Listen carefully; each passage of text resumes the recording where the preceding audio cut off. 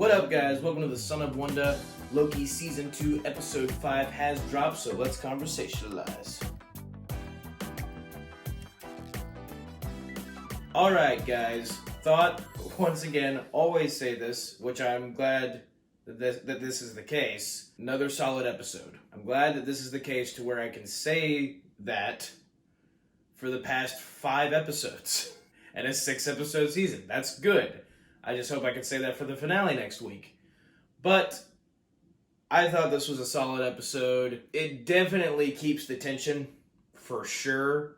It definitely does not go the way you think it will. I found it personally to be very unexpected, which in the MCU right now, there's so many storylines I feel like are just probably really easy to predict. Like, they're very predictable storylines, and none of them are interesting, but this one feels interesting because it feels unpredictable, and it feels like, oh, we went in a direction that I did not expect us to go. I'm not sure many people did. But I enjoyed this episode. I do think that there are maybe a few flaws that I'll get into, but getting into spoilers now, so you've been warned. But ended last week's episode off, episode 4, with like the biggest cliffhanger in MCU history, or one of the biggest, where Victor Timely dies and the temporal loom explodes. And it seems to possibly destroy everything. Or at least the TVA. And the light is shining on Loki's face at the end of the last episode. We literally begin exactly at that moment. In this episode, we begin the episode with that. And the light calms down, and Loki is just looking around. He after the insanely intense moment of the temporal loom being destroyed, and then the temporal loom is just fine. But Mobius, Casey, Hunter B-15, OB, none of them are there. Strange things are afoot at the Circle K. He's looking around and it's empty, and the temporal loom is okay.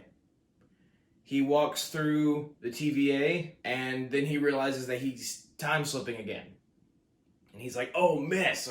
Not again, not again, not again. So he time slips in the future, and he sees himself in the main control room of the TVA. Then he time slips back to where he was.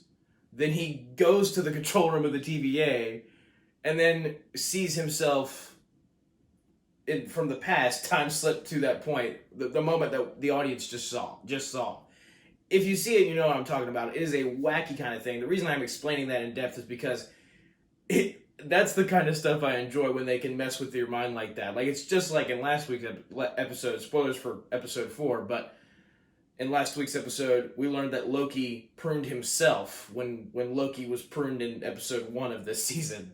And it's just that mind-bending stuff of wait, you were in the future, but we saw you in the past, but we saw you in the future while you were in the past, if you weren't in the future, because you were in the present, if you weren't on a donkey riding to Georgia. I don't know. It's weird, but I like that kind of stuff. I like it when you could set stuff up. There's a lot of potential with time travel stuff, and I feel like they've tapped into that in this season of Loki especially, and I really appreciate that. But then everything in the TVA starts getting spaghettified. Just turning into these spaghetti strands, very similar to how Victor Timely was disintegrated in the last episode when he went out into the full radiation of the temporal loom and was just destroyed completely. That is happening to the TVA. And then Loki just time slips away before the TVA is actually destroyed. And what's interesting is that on the monitor in the control room, the one that's been showing the branches up to this point, when branches are pruned, when branches are overloading, when the temporal loom is overloading, the monitor says failsafe initiated. And thank you for your service. So I don't know if the temporal loom was destroyed at the end of the last episode. This whole moment at the beginning of this episode, I've watched the episode twice, I still completely don't understand it. I don't understand how the temporal loom being destroyed would, as if nothing happened. But the TVA is empty, so it's not like he's in the past.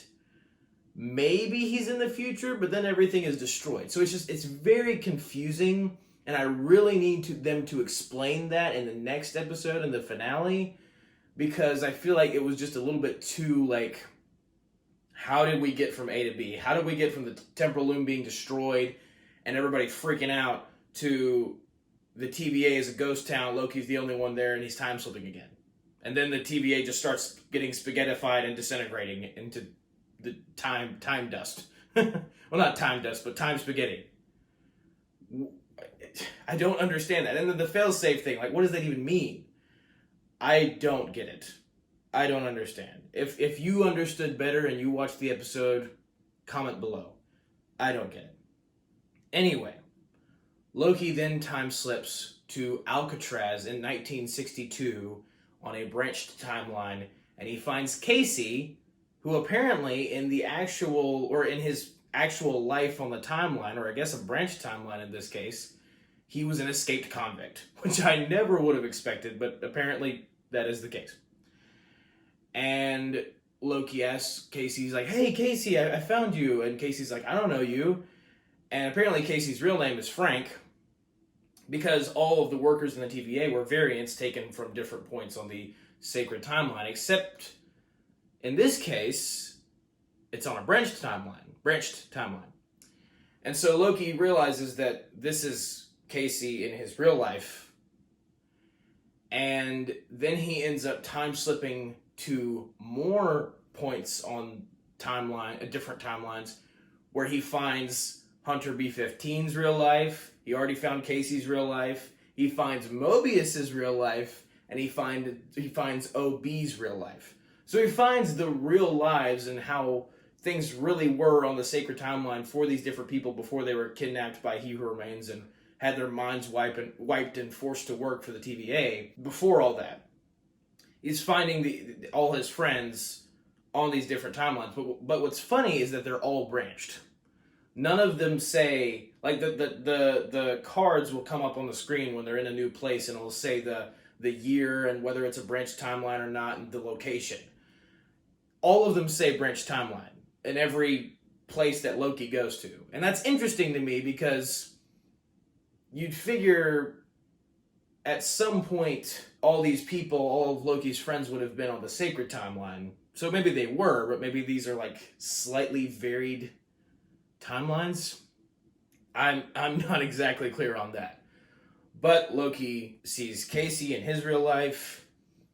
He time slips to see Hunter B-15 in her real life, and she's a doctor. Apparently her name is Dr. Willis.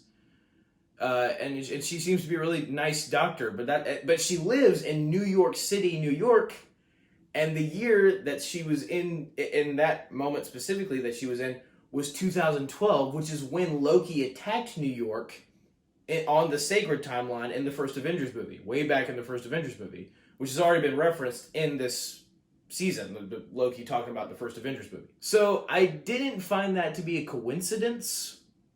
It's possible that maybe Hunter B-15 in this real life of hers as a doctor, maybe she had to work extra at the hospitals to help people if they were injured during I guess when they were injured, because a lot of people were injured during the Battle of New York in the first Avengers movie. It's just interesting how, to me, how they thought, the writers thought to connect those things. Like New York City, New York, 2012, Dr. Willis was there, and that's when the Battle of New York happened. Very interesting to me. Then Loki just keeps time slipping, but every place he time slips, he ends up in a place where one of his friends are. And at one moment, he time slips into the time theater that we saw way back in the first episode of the whole series, and the first episode of season 1, the place that Mobius showed Loki how the rest of his life would play out. Loki's time slips to the TVA in the time theater, and then he time slips again. And then he time slips to see Mobius in his real life, and he is a jet ski salesman. And throughout the entire series, ever since Mobius said that he really wanted to ride a jet ski, you were cheering for him to ride a jet ski. And it was theorized by many people that it was pretty obvious that whoever he was in his real life on the timeline, it had something to do with jet skis. And so we learn in this episode that he is a jet ski salesman, or was a jet ski salesman, or however that works. Was, for the sake of argument, we'll just say was a jet ski salesman, and his name is Don, which it's just kind of funny how kind of relatively mundane he is in his real life, and yet he's chosen to be this, like, I don't even remember what Mobius's actual job is in the TVA.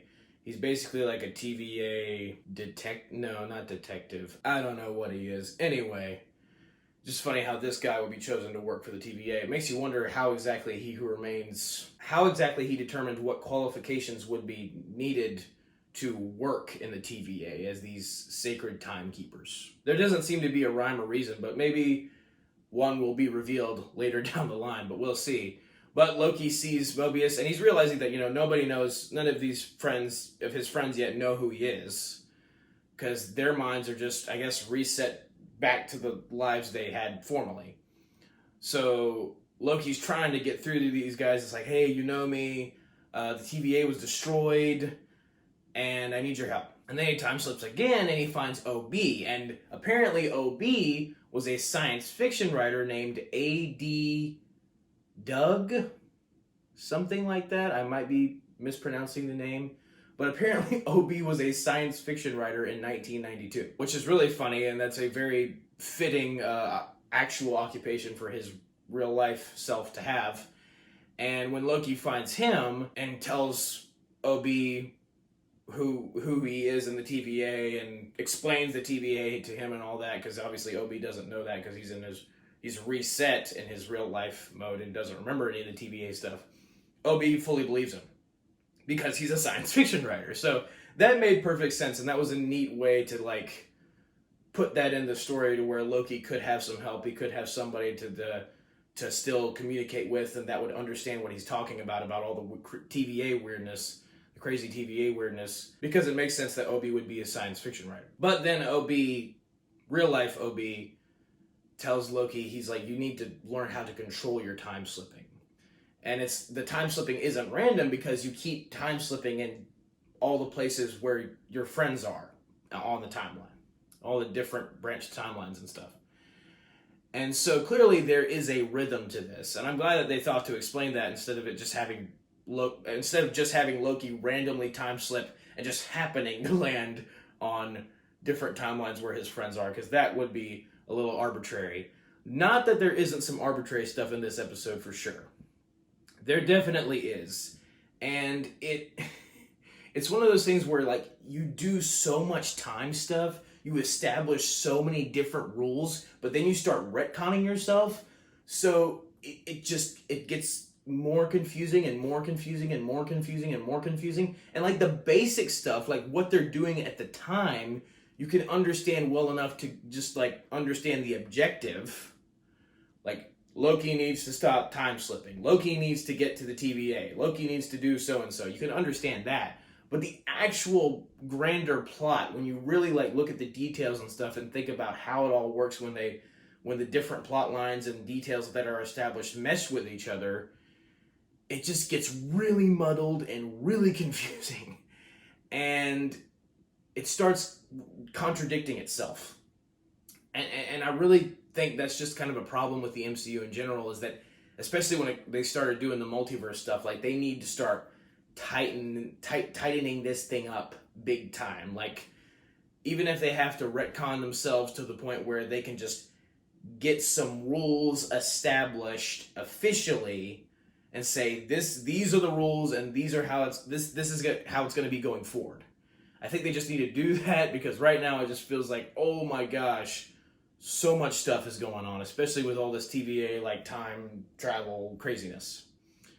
But Loki can't figure out how to control his time slipping. So OB basically tells him, okay, well, if you were able to time slip into the time theater in the TVA, that means the TVA still exists, and at some point in time, there is a TVA out there that wasn't destroyed by the melted down temporal loom, when the temporal loom blew up, basically. And so Loki needs to get to the TVA that wasn't destroyed. Obi tells Loki that if he can get all of the friends that he was with at the temporal loom. If he can get them all in the same place, OB can scan their temporal aura, their collective temporal aura with a tempad, and that should give them like some coordinates for Loki to follow to get to the moment right before the temporal loom melted down. That is the plan. It is a complicated plan, but that is the plan. And Loki's like, all right, let's do this. Loki gives OB the Time Variance Authority guidebook that OB himself wrote. He just hasn't written it yet, or maybe he already did, and this is how OB gets it in the first place. That also is insanely confusing. That also is just like, what? I don't understand.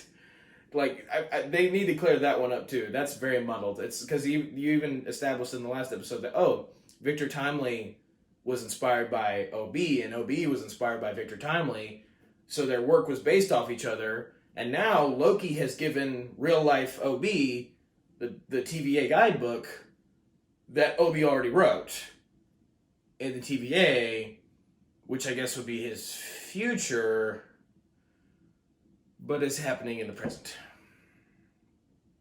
It's like taking Back to the Future, Hey, Scott! Bill and Ted's Excellent Adventure, Excellent! and all the other time travel movies that have ever been invented, including Avengers Endgame. Time travel! And like meshing them all into one blender of insanity. Blender of insanity, that's what I should start calling it. One big giant blender of insanity. But then Loki just time slips again. So OB just has to figure out how to make a tin pad using the information in the TVA guidebook that he eventually or before wrote, whatever. And Loki ended up time slipping to Mobius's house. And apparently Mobius, as Dawn, like the real life Mobius, is a single dad with at least 2 kids. I think it's 2 kids. And I didn't really gather whether his wife had passed away or if she had just left him. But he is a single dad, and he seems to be like a struggling single parent. Like he doesn't really know how to parent, exactly how to parent 2 sons. And it's just funny to me that Mobius, this guy who's been in these crazy time-related adventures and in charge of taking down these different variants throughout all the different timelines and stuff, the multiverse, had such a relatively simple life. And it's weird to me because in the episode 2, Mobius was like, I don't want to see what my place on the timeline was, because if it's something good, then I don't want that to be all I think about while I do my job at the TVA. Like, the good life that I could be living right now. And it's like, he seemed to enjoy selling jet skis. He loved his sons very much, but it's not particularly like a life that was like really good that like Mobius might want to go back to if he knew that was the life he lived. But it's not really bad either. It's kind of like in the middle. It's just very mundane and simple. So it just makes you wonder, like, exactly what the writers are going for. Like, if they're going to have Mobius look at his past life and be like, oh man, I have 2 kids that want to go live that life. Or maybe be like, oh man, my life was pretty simple. I kind of just want to live my life in the TVA. Probably because he has 2 sons, he'll want to go back living his own life. And even there was like an Easter egg in this episode. I don't know, it might not be an Easter egg, but the first time that Loki time slips to the actual jet ski shop where he first meets real life Mobius says that he had seen Loki the other day in the shop prior. So I wonder if in the finale Loki is going to go with Mobius, normal Mobius, to allow Mobius to see the life that he had on the timeline and let Mobius choose whether or not he wants to live his TVA life or he wants to live his life that he had on the timeline. And that's what real life Mobius is referring to when he says that Loki may have been in the store the other day, one of the days prior. That's a lot of information, but that's my theory. Anyway, Loki meets real life Mobius at his house after he time slipped and went away from OB from 1992 to, and then the real life Mobius, weirdly enough, is in 2022, which is interesting. And Loki tries to convince Dawn, real life Mobius, that he is in fact Mobius and that the fate of all of reality, the universe, and the fate of his sons, because they're included in the universe, is at stake, and that if they don't get Mobius and get all of his friends in the same place to get back to the TVA and save the TVA, the universe might be destroyed. And so he ends up getting all of his friends in the same place, because Obi was able to invent the TemPad, or recreate the TemPad. But it's like a bigger, clunkier version, which makes sense, because if he had 1992 technology, I'm surprised that he could even make that. But, obviously the MCU has had more technological advancements in its universe than in the real world, so you can forgive anything weird technology-wise there. But they get all the friends in the same place, and Dr. Willis / real-life Hunter B-15 asks if this is everybody. And Loki's like, nope, there's one more, and he has to go get Sylvie. And so he goes to McDonald's, the McDonald's that Sylvie's working at, and he finds her, and he's not expecting her to remember him because none of his other friends remembered him. But she totally remembers him.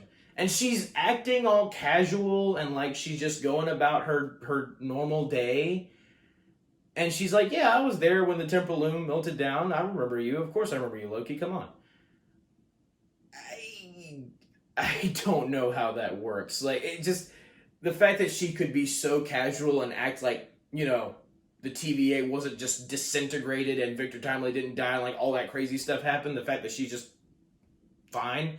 The fact that she didn't use He Who Remains as TemPad, which she had to go try and find Loki to see if he was alright, to see what the mess happened.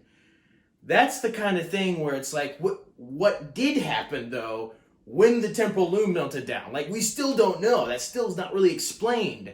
All that we really get is, okay, somehow Palpatine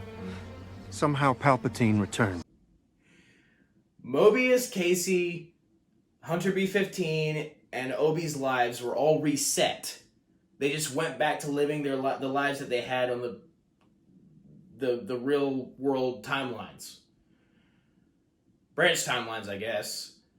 And we don't know why, though. Like, why would they said that the temporal loom melting down in the previous episodes, they said that would destroy the TVA. So that, to me, means everyone would die. Even Obi says that everyone is going to die if the temporal loom melts down and destroys the TVA. But I guess not? It's just, I'm not getting it. I need them to explain it. But Sylvie's just acting like nothing happened, which is so weird. And Loki starts to time slip a bit, but he stays in that moment still. And Sylvie's like, all right, I'm going to go get you a drink. And Loki explains the situation to her. And she's basically like, it doesn't matter, the TVA is destroyed. She seems to be in the mindset like, oh, well, I basically got what I wanted. Victor Timely's dead, don't have to worry about him becoming He Who Remains. The TVA is destroyed, don't have to worry about that anymore. Everybody can just live their lives. Mobius, Casey, Hunter B-15, and Obi can go back to living the lives that they had. They don't have to work for the TVA anymore out of obligation. Loki's of the opinion that they should still get to choose whether they want to work at the TVA still. And we kind of get down to the nitty-gritty of, like, maybe the real reason that Loki's trying to get back to the TVA and save it is not necessarily to use the TVA to prevent all the Kang variants from destroying the multiverse. It's more so to just get his friends back. And basically get the TVA back, because the TVA is the only thing that has... The TVA has basically been Loki's home since he became, or realized he was a variant at the beginning of this whole series. Since he escaped with the Tesseract in Endgame and caused a branch timeline and Hunter B-15 captured him and all that, he's developed a life as part of the TVA. He's found his glorious purpose, if you will, that he kept referring to before. And he doesn't want to let that go. And it's a very interesting idea, but I think the problem here is that once he admits that to Sylvie, that he's just trying to save his friends, he's calling her selfish because she just is like, oh, everything is fine and I got exactly what I wanted and none of the other stuff matters. But then she's like, once he admits the friend thing to her, she's like, oh, well, we're both selfish. And I'm like, well, no, I mean, there still is a multiversal threat out there. Like, the Kangs are still going to come. And then Loki's like, oh, he kind of starts to get like wishy-washy. Like, he goes back to the rest of his buds, and he's like, well, guys, I'm sorry I took you from your lives, and you can just go back to living your lives. It doesn't matter. I just did what I wanted to do. And he basically forgets that there is a universal or multiversal threat going on. Or about to go on. And maybe he did just get to this point where he was like, maybe there is no multiversal threat. Maybe He Who Remains was lying. Maybe this all has been for nothing. And maybe that is the thing that the writers are trying to go for here. But it does seem a little weird that he would just be so like, oh man, well, I guess I was doing this for my friends, so I'm not going to worry about it. It's like, eh. But I do like the idea of like the TVA basically being his home. And that's a large part of his motivation to save it, is because it's the only thing he has. And I find it interesting that when he was time slipping and going all crazy, he was time slipping to all the different locations of his friends, or everyone that was in the room when the temporal loom melted down. But for Loki himself, you know, he goes to McDonald's for Sylvie, the jet ski shop for Mobius, the hospital for Hunter B-15, and the Alcatraz prison for Casey. And I guess for Obi, it would be Obi's like lab or his big warehouse that he's living in this episode. But for Loki, it would be the TVA, because Loki's a variant and Loki's timeline was pruned. So he doesn't have an actual timeline to go back to or an original universe to be a part of, because we all know how Loki's life played out in the sacred timeline. In the actual MCU, he ended up being killed by Thanos in Infinity War. So, like, this is a variant Loki. This is a branch timeline Loki, so he'd end up back at the TVA itself. In the theater room, weirdly enough, where his life was basically changed and he saw the footage of him dying at the hands of Thanos and decided to turn his life around. Sort of. So I found that very interesting. That it seemed like that was the point that the writers were trying to hammer home, is that the TVA basically is his original timeline now. It is his real life that he wants to live. And it would be an interesting story if he had to sacrifice that so his friends could live their lives on the timeline. But then everything goes to mess again for the billionth time this season. And back at Sylvie's timeline, she goes into this record shop and everything starts spaghettifying. And she realizes she needs to get out of there, so she uses the 10 pad that she had to get out of there. And she goes to Loki and all the gang, and she's like, oh, well, I guess we do need the TVA because everything is being destroyed now.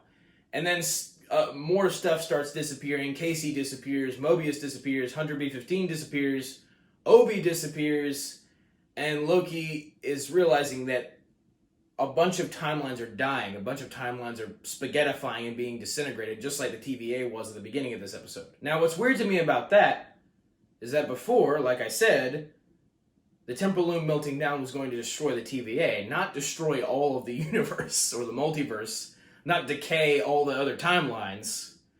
So we still don't really know what's going on and why exactly are all these timelines dying. Probably has something to do with the temporal loom being destroyed, but we still don't know exactly why the temporal loom being destroyed would cause all the branch timelines to just decay.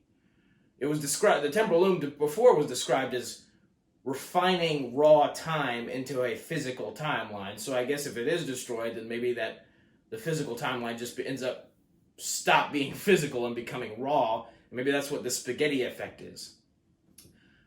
I feel like I'm thinking way too much about this, considering this is just this is a TV show in a universe that I have had little investment in the past couple years. But that is a testament to this show piquing my interest way more than any of the other MCU projects have.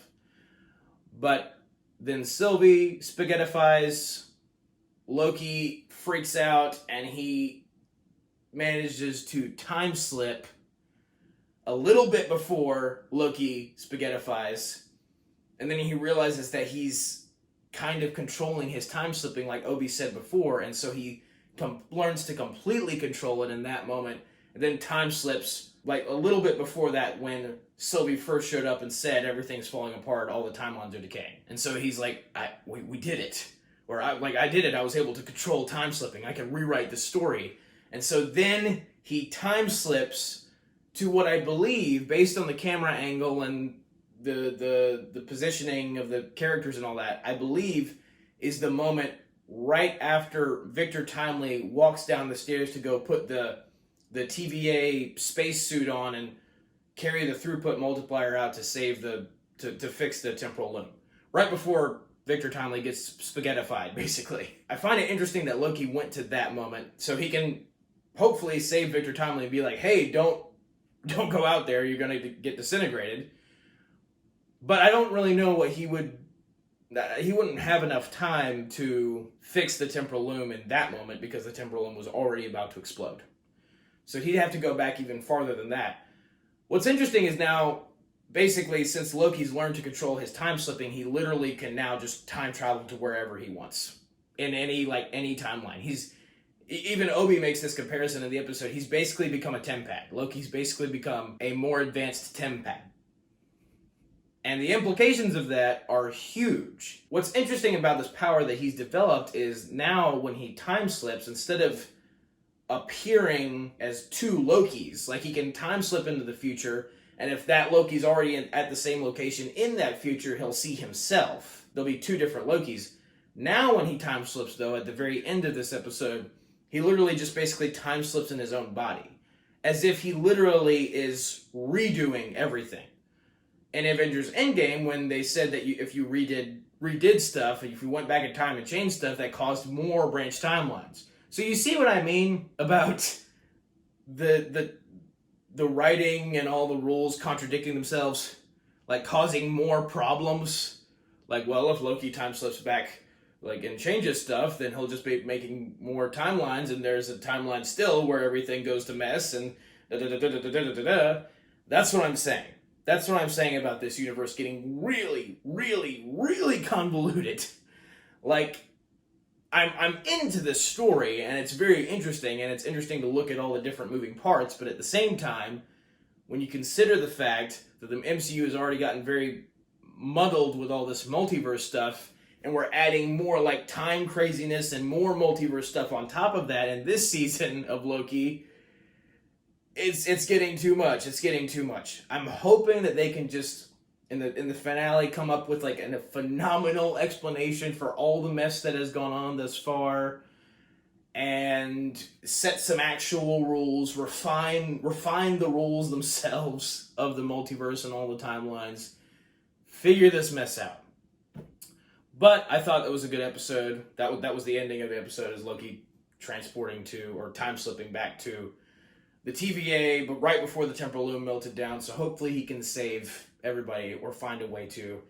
The implications of his time-traveling power, though, are nuts. It's very similar to how, spoilers if you haven't seen X-Men Days of Future Past, but Wolverine in that movie was sent back in time, but still in his own body, I guess, sort of, something like that. Loki basically has a ability similar to that now, and I hope they don't make it like him so overpowered, because that is a very overpowered concept if he's just time slipping wherever he wants now and can basically fix anything in the MCU if for some reason time slipping doesn't cause branch timelines, even though other forms of time travel might.